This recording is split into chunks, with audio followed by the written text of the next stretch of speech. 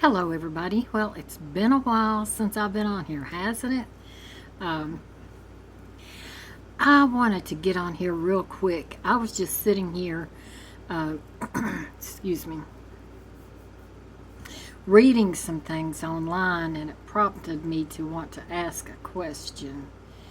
Um, as everybody knows now, Roe versus Wade has been overturned by the Supreme Court, and people feel different ways about it.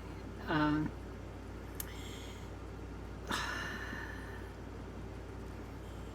Here's the thing, the people that are happy that it's been overturned are pro life. Um, they believe that life begins at conception, and they want these babies to be born. Some were saying in comment sections the other day that people can just simply put their babies up for adoption, you know, and they use the word simply, like I'm pregnant but I don't want to have a baby. I could just put it up for adoption though. So there's going to be so much going on. The people that are pro-life, I think the way that they see it happening is that the women who are pregnant are going to have their babies, and they're going to say, I'm so glad I didn't have an abortion, and that they're going to live happily ever after, and the baby will be loved, and they'll be all happy, and those who don't want it will just simply give it to adoption to somebody that can't have children, and they'll be happy, and everybody will be blessed, and the world will be a much better place. That's what they envision. But in reality, there's going to be so many more children in foster care, so many more children abused. There's going to be babies in dumpsters. There's going to be women that are dying from back alley abortions. Look at all these women of rape and children of incest. And I say children because usually by the time you're grown, incest doesn't occur that much. Some of the, I believe it was senators, they were given some of their quotes on here, and one of them was talking about that rape and incest only accounts for 1% of pregnancies, is what he said. His way of logic was, if the woman was not enjoying it, if she was raped or incest, if she wasn't enjoying the sex act, she would not get pregnant because her body knows how to avoid that.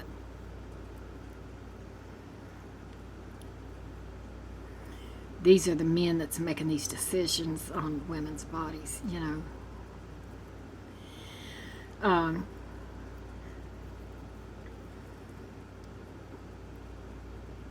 What about the little girls? What about ectopic pregnancies? What he even said, not this one, but another one said, an ectopic pregnancy should not be aborted. It should be treated, that baby should be treated the same way as any other baby. It had a right to live. He clearly doesn't know what ectopic pregnancy is. Clearly doesn't know. And somebody in that room, because I saw that one that day when he was talking, somebody in that room should have asked him if he even had any idea what it meant. Because not only is the baby not viable, it's just not, and the mother's going to die. So is that pro-life? They asked some people on a street, I saw this man on TikTok, asking some people on the street, just random people on the street, about ectopic pregnancies. And he asked this woman, she looked like a wealthy, well-to-do woman, and they asked her. She agreed, ectopic pregnancies should not be aborted. And he said, well, you know that an ectopic pregnancy is, you know, if not taken care of, it's going to, you know, the baby's not viable, and it will kill the woman. She said no. She said, not at all. She said she knows several women who have had ectopic pregnancies that had their babies just fine, and they're doing very well. This woman doesn't know what it is either, apparently. So, but anyway, what I was seeing that prompted me to do this video is here in the county where I live at. I guess we're getting back to before COVID, because you know the last 2 years everybody in schools have gotten free lunch, and then even in the summertime when school's out, you know, the schools will make lunch, and you know you can come by and pick them up, but they're going to stop that now, and they're going back to the way it was, to where the parents have to apply for free lunch for their children. And the comment sections are just so cruel. Now this, going back to applying for free lunch, is in the wake of Roe versus Wade, where so many more babies are going to be born. Somebody says, why do they call these free meals? Should be called taxpayer-funded meals.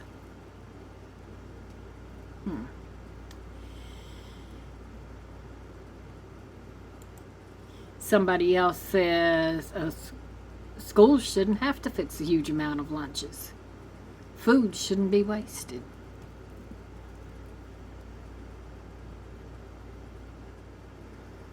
Somebody says, you can always homeschool. You know, I guess insinuating if your kids can't have free lunch, you can always homeschool.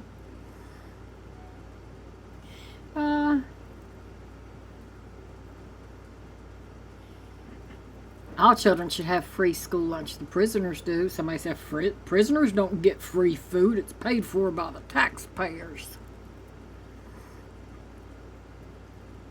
I think that if you are made to go to school, which they are, meals should be included. I think it's only fair.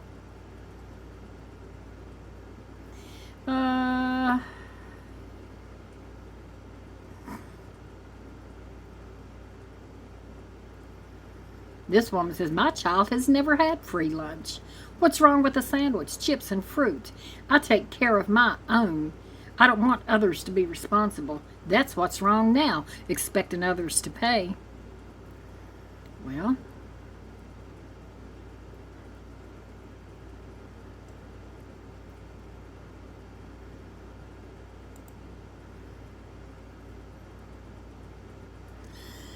Aaron Stam, he had a good comment. I liked his comment. He said, for one thing, do they have time between jobs to figure it out? Because somebody said, if they can't afford it, just go apply. Somebody said, and Aaron Stam said, for one thing, do they have time between jobs to figure it out? As most government-related things like an application for this tend to be maddeningly difficult, even if you aren't mentally fried by working multiple jobs to barely survive. Do they have reliable internet to do it? Since it's most likely exclusively online, only especially post-Wuhan flu panic, when everything government could make so went virtual only. The way it's worded is a little sketchy. Do they have that situation where they don't make enough to realistically support it, but because of the amount you make to qualify is so absurdly low, they don't qualify? There's so many obstacles. And he's right. And he's right. Some people are just, you know, if there is a set amount on how much you can't make more than this dollar amount to qualify. And so this person's family, this person's children over here qualifies because they make right under that amount. Let's say they make $1 less under that amount, they qualify. They're going to get free lunch. But this family over here on this side of the street, they make about the same thing as this family does, except they make $2 more than what the qualification is. They're going to be turned down saying they make too much, but yet they only make $2 over the limit. That's not fair. That's not right.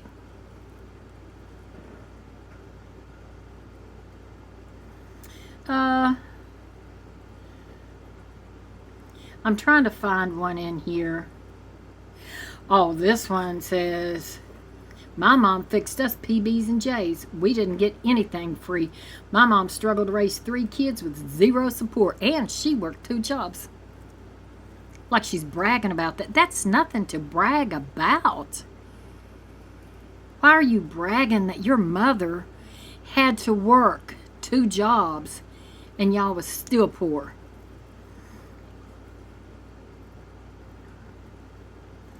So,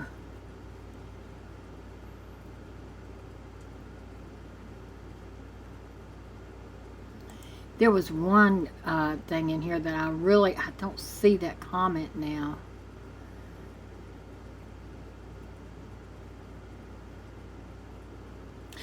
This one right here. Calvin Lyles said, oh my, have they seen that bumper sticker that said, if you can't feed them, don't breed them. Keep your drawers up and your legs closed. Tim Jones, folks should not have youngins if you can't feed them. Yep. Wonder how many kids he's got running around out there that he don't bother to support. People think it's as simple as keep your legs closed. Well, you know, again, that's putting the responsibility solely on the woman. What about the men out there that like to climb up between those legs anytime a pair is open? It doesn't matter whose is open, they're going to climb in there.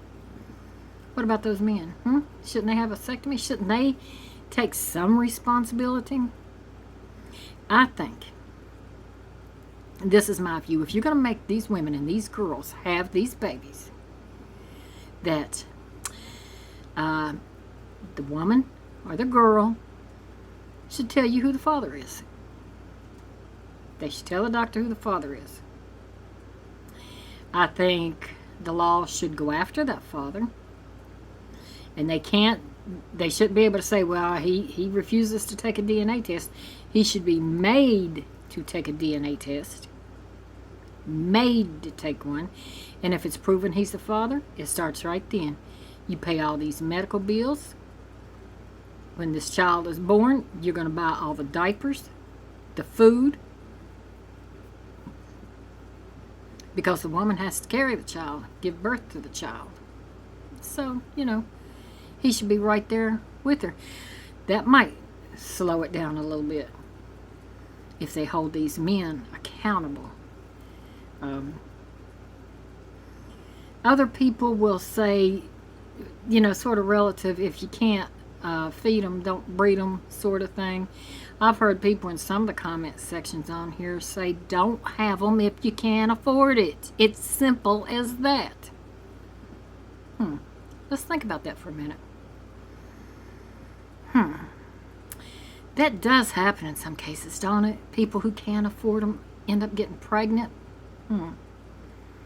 But let's say Tommy and Susie are married. They both have excellent jobs. They bought a nice house and they decided to have a family. So they had 2 children. Everything's going along great, and then COVID hit.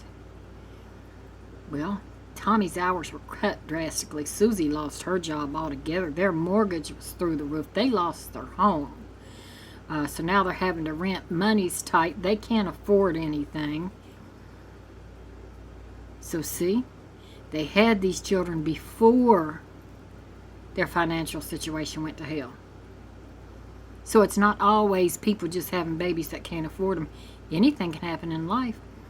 What if somebody has small children and then they suddenly, all of a sudden, the child gets sick and has cancer? That puts a strain on the entire family. What if the mom or the dad gets sick and can no longer work? Anything can happen. A lot of you people that are pro-life are only looking at certain things.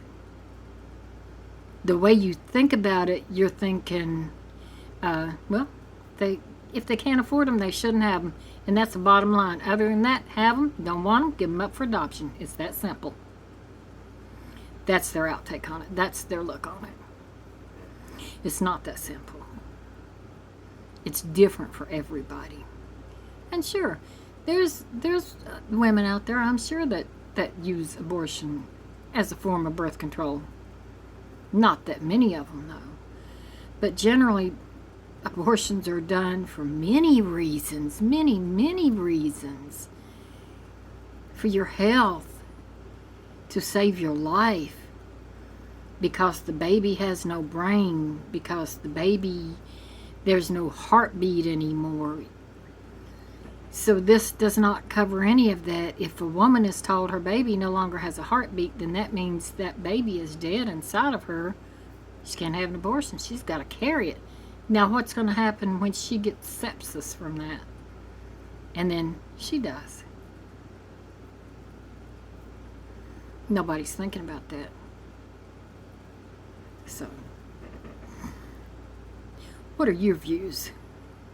I am sure, I am almost positive that I'm going to get mostly negative feedback here. I don't know why the negative Nancy's seem to follow me. You know, they end up there, but it's still going to be interesting because I want to see what negative Nancy's have to say. Explain your views on this. Explain it, if you will. Explain to me how it is okay with you if 12-year-old Susie has to have a baby because Uncle Billy Bob raped her. How is that acceptable? How is it acceptable if it's just as simple as keeping your legs closed? A married couple, they want to take away birth control now. That's going to be next on the list. If a married couple, or let's say even if they did use birth control, pregnancy can still occur. Or you said a married couple, the wife should keep her legs closed just in case she gets pregnant? How's that working out for you? And I know what you're going to say. You're going to say, I don't have to worry about it because I can afford to have another child if I want to. A lot of you pro-lifers are hypocrites. That's all you are. Hypocrites. I said it. Anyway, give me your views. Tell me why it's okay.